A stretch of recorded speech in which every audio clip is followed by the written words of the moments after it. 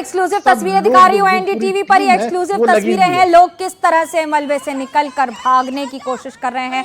कोई किसी तरह से जिसके पैर फंस रहे हैं वहां पर जाहिर तौर पर जब इस तरह की मिट्टी, ईंटें, पत्थर, गिट्टी, लगभग सब कुछ जो पहाड़ों से इतनी तेज गति से बहता हुआ आया होगा, उसके बाद इन लोगों के लिए समझना कितना मुश्किल होगा कि जहां पर 3 तल के मकान थे वो अब 1 तल भी नहीं दिख रहे हैं। ये तबाही की तस्वीरें हैं, ये तबाही की वो तस्वीरें हैं जो बयां कर रही हैं कि आपदा और ये त्रासदी कितनी भयानक थी। न सिर्फ इसने पूरे इलाके को पूरी तरह से तब्दील कर दिया है, बल्कि इसकी तस्वीर बदल दी है। जान बचाकर भाग रहे हैं लोग। देखिए, वो व्यक्ति खड़ा होता है, उसके बाद फिर गिर जाता है, किसी तरह से घसीटते घसीटते अपने पूरे शरीर को आगे बढ़ाने की, 2 कदम आगे चलने के लिए कई गुना ज्यादा मेहनत लाजमी है। जिस तरह से पानी ने घेरा होगा, जिस तरह से पानी ने बहाकर इन्हें एक जगह से दूसरी जगह पहुंचा दिया होगा, और उस बीच में एक जगह से दूसरी जगह भागने की कोशिश, सुरक्षित स्थान तक पहुंचने का प्रयास, और इस प्रयास के बीच में अपनी जान बचाने की हर वो संभवतः कोशिश करने के बच्चे ये लोग बता रहे हैं कि जहां एक और तबाही है तो वहीं त्रासदी है, और उसके साथ साथ कुछ लोग अपनी जान बचाकर किस तरह से भाग रहे हैं सिर्फ जान बचाने के लिए। जहां पर कुछ मिनट पहले, करीब 10 मिनट पहले तक सिर्फ और सिर्फ मकान, होटल, रिजॉर्ट यही दिखाई दे रहे थे, अब अगर कुछ बच गया है तो सिर्फ और सिर्फ ये पेड़ पौधे, नदी का रास्ता और उसके बीच में ये मलबा। ये मलबा इस बात की निशानी है कि निर्माण कार्य को किस तरह से बहता हुआ पानी, फटता हुआ बादल पूरी तरह से लील जाता है। चंद मिनटों में तस्वीर और तकदीर बदल जाता है। लोग यहाँ फंसे हुए, कोई ऐसे लोग हैं जिन्हें सेना लगातार निकालने की कोशिश कर रही है, जिन्हें प्रशासन से एनडीआरएफ, एसडीआरएफ और अब आईटीबीपी की टीमें लगातार कार्यरत रहेंगी बचाने के लिए। देखिए तस्वीर, किस तरह से एक व्यक्ति वहां से निकलने की कोशिश कर रहा है। वहां पर पहले पेड़ के पास पहुंचा, पेड़ में हो सकता है संभवतः थोड़ी सांस लेकर एक एक कदम आगे बढ़ने की कोशिश। और ये इमारत 3 तल की थी, 2 तल की थी, नहीं पता, लेकिन अब पूरी तरह से धराशायी है। अगर कोई इसमें नीचे फंसा होगा तो वो कैसे ही बचा होगा, कितना मुश्किल होगा उस व्यक्ति के लिए बचना, उस व्यक्ति के लिए जिंदा रहना जिसके चारों ओर सिर्फ और सिर्फ मिट्टी, पत्थर, मलबा और ये पहाड़ से आने वाली निशानी की तस्वीरें हैं। पेड़ बच गए हैं, तबाही की कहानी बयां करने के लिए। तो वहीं दूसरी ओर ये तस्वीर देखिए, जब सैलाब आया, ये भयानक सैलाब अपने साथ अपने रास्ते में आने वाली हर चीज को तबाह करते हुए ले गया। इतने बड़े बड़े बिजली के खंभे हैं, लेकिन अब वो उस तस्वीर में ही नहीं है। जिस पूरे इलाके को बनाने में दशकों का समय लग गया, वो 10 मिनट में पूरी तरह से धराशायी होकर खत्म हो गया। मेरे साथ मेरे सहयोगी राजीव जुड़ रहे हैं। राजीव, कई सारे हेल्पलाइन नंबर जारी किए गए हैं और उसके साथ सेना और बाकी सारी टुकड़ियां भी कार्यरत है। क्या है लेटेस्ट अपडेट?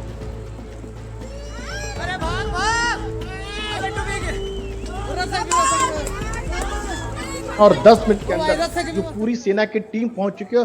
और सबसे अच्छी बात यह है कि चाहे सेना की बात करें, एनडीआरएफ की बात करें, आईटीबीपी की बात करें, जो ऐसे बचाव राहत अभियान में चलाने के लिए पारंगत होते हैं, यानी स्पेशलाइज्ड होते हैं, खासतौर से एनडीआरएफ की बात करें तो जो लोग जो मिट्टी पे जो सैलाब आया था उसमें दब गए हैं, उनको बाहर निकालने की कोशिश हो रही है। जो लोग घायल हैं उनको बाकायदा इलाज किया जा रहा है, एक एक करके निकाला जा रहा है। लेकिन यहाँ यह भी समझना होगा कि मलबा है पूरा चाहता हूँ, और मलबा की जो जानकारी मिल पा रही है, तकरीबन 5 से 6 फुट जो पूरा एक मलबा जो है, 6 से 7 फुट का मलबा का एक सैलाब आया है।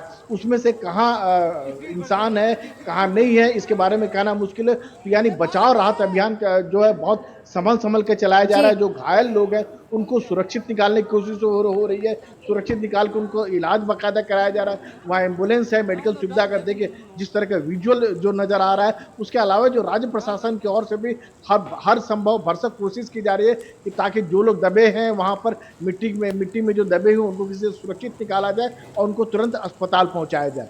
जी राजीव, इस समय चोट बहुत लगती है, चोटिल लोगों को, घायल लोगों को, कई बार उन्हें होश भी नहीं होता है। अगर आप आवाज भी दे रहे होते हैं तो शायद उनकी तरफ से जवाब नहीं आता है कि यहाँ पर कोई है या नहीं। ये कितनी बड़ी चुनौती होता है? देखिए बहुत बड़ी चुनौती है। सबसे बड़ी बात है कि इस तरह का जो आपदा जो आता है वो पहले अब से एक तस्वीर आपको और दिखा रही हूँ राजीव, आपको रोकूंगी। किस तरह से सैलाब आने की तस्वीर, ये उस समय की तस्वीर है जब सैलाब आया। ओहो, देखिए तस्वीर देखिए आप, सिर्फ और सिर्फ चीख पुकार सुनिए लोगों की, और भस्म हो गए, खत्म हो गए मकान, पूरी तरह से तब्दील हो गए गुबार में। ये गुबार पानी का गुबार है, ये पानी का गुबार है, ये पानी से निकलते धुएं की तस्वीर है। इसके लिए शब्द नहीं है बयां करने के लिए। 3 तल 4 तल के मकान इस तरह से चले गए जैसे यहाँ कुछ था ही नहीं। लोग किस तरह से भाग रहे हैं, जो मिला रास्ते में उसे खत्म करता हुआ चला गया ये सैलाब। ये कहना, ये बताना मुश्किल है कि जो यहाँ खड़े होंगे उन्हें तो समझ भी नहीं आया होगा कि अगर वो एक जगह से दूसरी जगह भाग भी रहे हैं, गाड़ियां चल रही हैं, सामान्य तौर पर जो गाड़ियां चलती हैं वो चंद मिनटों में पूरी तरह से मलबे में तब्दील हुई है। देखिए सैकड़ों लोग खड़े हुए हैं और सैकड़ों लोग एक साथ गायब, इतने सारे लोग वहां खड़े हुए, आसपास जो मिला उन सबको खत्म करता चला गया। कुछ रह गए तो पेड़, खेत और मलबा। निशानी बयां कर रहे हैं, तस्वीर देखिए आप सिर्फ, और चीख पुकार उस समय की जब ये सैलाब आया, जब ये बादल फटा और अपने साथ ये नदी किस तरह से प्रवाह लेकर आई। जल प्रवाह में सब कुछ खत्म होता दिख रहा है। सिर्फ ये तस्वीर देखने से समझ में आ रहा है कि न जाने कितने लोग लापता होंगे। तो आप कल्पना कीजिए जो लोग फंसे होंगे इन इमारतों के टूट जाने में, उनके बचने की संभावना कितनी ज्यादा मुश्किल और कितनी कम होगी। उत्तरकाशी में इस तरह की तस्वीरें और हिमाचल प्रदेश में खासतौर से पहाड़ी इलाकों में इस तरह की तस्वीरें दिखती रही हैं, लेकिन आसपास के इलाकों में खीर गंगा में जिस तरह से बादल फटा और धराली बाजार पूरी तरह से मलबे में तब्दील हो गया। कल्पना कीजिए ये प्रवाह है, ये जल प्रवाह है और ये 10 मिनट की तस्वीर है। 10 मिनट में अगर एक मिनट का वीडियो आप देख रहे हैं तो आपकी रूह कांप उठेगी सिर्फ ये सोच कर कि कोई अगर इसमें फंस गया हो तो वो निकलेगा कैसे। संभावना ही नगण्य हो जाती है उन लोगों के बचने की। एसडीआरएफ की टीम, एनडीआरएफ की टीम, सेना, पुलिस, प्रशासन, लगभग सब कुछ है इस समय तैनात वहां पर। राहत और बचाव कार्य युद्ध स्तर पर है ये।